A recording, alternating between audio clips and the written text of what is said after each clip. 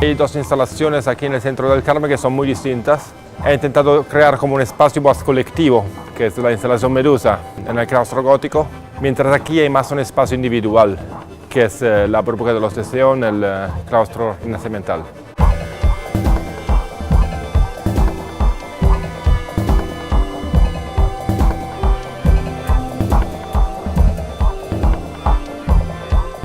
Es como crear otra barrera entre lo que es más público, lo que es más privado, y esta barrera tiene el sentido de ser derrumbada.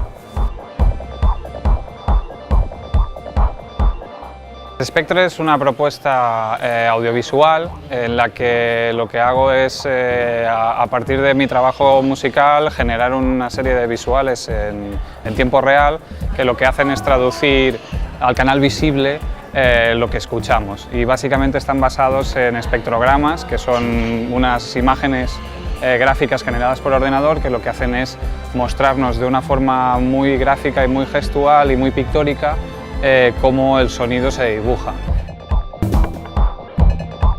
Pues es un festival que aporta aire fresco a la ciudad, da otra perspectiva sobre una forma de entender el arte y la cultura en un amplio término. Un festival que, a diferencia de otros, tiene un foco muy especial sobre la danza, ¿no? Y aquí tiene como una importancia central, sin olvidar las otras artes, haciéndolas conjugar, y eso me parece súper interesante.